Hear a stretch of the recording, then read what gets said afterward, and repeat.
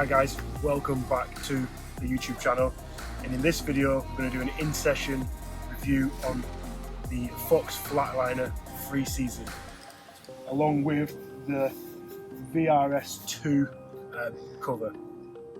So let's get straight into it, the pros and cons. So as you can see straight away, there's 4 sets of legs, so it's an 8-legged bed with 4 sets. So as you can see, I'm sat right on the end, but I'm virtually straight over the top of the leg.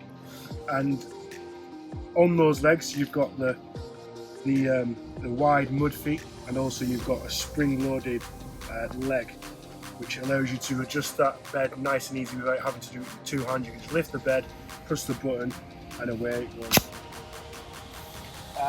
Secondly, if we move up the bed, I'll just lift back the cover. As you can see, nice Carpy colour with the logo on.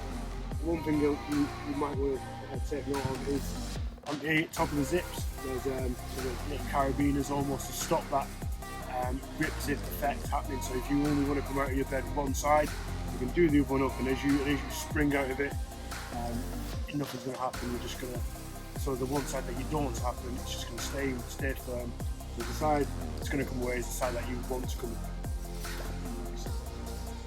On this I haven't got the pillow, it's just the actual sleeping bag system and the bed itself. So the reason I wanted to do it with the VRS cover is for those quick overnight sessions, the sessions where I'm going to bring my bivvy but I don't really want to put it up. The bivvy's there for worst case scenario. So this is fully waterproof, and as you can see, it comes all the way down to almost halfway between the bed itself and the floor. So whatever you've got underneath there, it's going to be covered as well. How to put this on? You strap it on the underside of the bottom legs, let's say, so bottom of the bed, top of the bed. So strap it underneath the bottom of the bed, bottom of the legs. And if you've got a bed chair that's only got 6 legs, so 2 middle stations and then 1 leg either side, and there's a hole in the middle of the, almost like a hood, that you can slot the leg through to keep it in place. And then everywhere else it just velcros on, so velcros on underneath, which is really good. And then up here it's just there so you can throw it away whenever you need to. Also, moving back onto the bed chair, is if I lift this up, we have a look around the leg stations. If I just lift the mattress slightly, there's almost like a leather patch been sewn in, and that is to protect the mattress when you're moving the bed around. Up here again, exactly the same. So those at the top where your pillow goes, once I rip this away, as you can see there's a bit of a protection on the zip there, so your mattress isn't going to get eaten, let's say, by the zip or all your lining. It just comes away nice and easy. Up here where a pillow goes is almost like a hood, so rather than to stop it from you keep pushing it back like so during the night, it's just going to push right against it and keep it all nice and neat inside there. Hot water bottle just in case it gets really bad. So now some of the cons, I would say. So I have just bought this off a friend, and the bed itself, there's nothing wrong with the bed, just it's probably more on the design side of things. So one thing I had on my other bed that I don't have on this one is, some storage. So it'd be nice to have like a little pocket come off the side, pretty much where that is, and just hang there so you can put your things like your phone, your receiver, your keys, your head torch, whatever it might be, you can put it there. Make your life a little bit easier inside the bivvy. And so that was one thing, and the other thing I've noticed is it's quite heavy. This is a standard, and I had a wide boy, Nash wide boy, can't remember which one it was, and this is heavier than the wide boy. So although it's very, very sturdy, and as you can see, full support from top to bottom with the 8 legs, it's very heavy. So I would advise only getting it if you've got a wheelbarrow, because you don't want to be lumping this around on your back. So yeah, I'm going to spend the night in it tonight. As you can see, it's not in the bivvy at the minute, but what I will do is I'll put it in the bivvy in a second. And for those of you that follow me know that I've got a Fox Frontier XD, so it's the biggest Frontier in the range, and the wide boy in there just looked like a normal bed chair. So I'm actually pretty excited to see this bed chair in there and see how much room's actually in it. So without further ado, let's put it in there and finish up.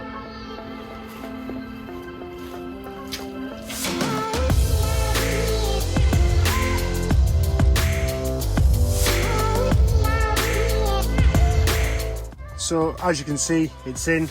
It's probably took up maybe less than half the room in here. So I've got absolutely loads of space to, you know, I can probably even put my barrow and my chair in here, fully set up, ready to go. So yeah, I can get the rest of my stuff in now and we'll carry on. So there you have it, the pros and cons of the Flatliner from this very first initial look. I've never slept in it. This is the first time it's been out on the bank, so I could notice some more, and I might even miss some. One thing I did notice though is that when you're doing and undoing the bed from collapse down, once you pop the strap, there is like almost the female end of the strap again, just to keep that off the ground, which I think is a pretty good idea. So yeah, that's pretty decent. And I've got it in now. Like I said, I'm going to spend the night in it and I'll see you guys in the morning. Well, good morning. And the bed was absolutely unbelievable. A couple more things that I did notice. So it's got the big almost like the wind blockers on the zips, and you can definitely feel the difference if they're not down, and so that makes a huge difference. The bed itself, I'm about 5'10", you know, 95 kilos ish, and it works, you know, fits me perfectly in it. One thing that I probably would like is a bit more security on the cover at night, so almost, because when you're in it, and you know, I had a couple of bleeps on one of the rods, so I had to, you know, rip out and jump up. The Velcro that holds the cover on can sometimes hinder you, but I didn't really have any major problems. It just felt like it was a tiny little bit in the way, but yeah, other than that, it was fine. I was really warm. It probably went down to about 4 degrees, so you know, not the coldest, but also not the warmest condition to be sleeping in, and I was absolutely fine.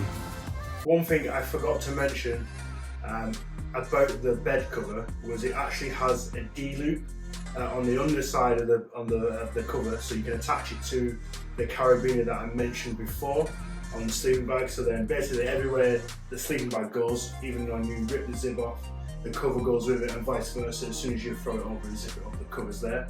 So that's one thing I did forget. However, obviously I've told you now, and I only found that out on the second night. So yeah, the first night I just wrestled with it, and then I was like, oh, what's this here? Because then, as I said, I got it off a friend, so I didn't have any instructions on. I didn't do any research, but yeah, kind of figured that out myself. So that's how that works. And as you can see, I'm at home now. If you found this video useful, then please do like the video and also subscribe to the channel for more reviews coming shortly. I've just took delivery of the Fox tackle box, so I will be filming an unboxing shortly. So do subscribe to the channel, and then you won't miss the video. See you later, guys.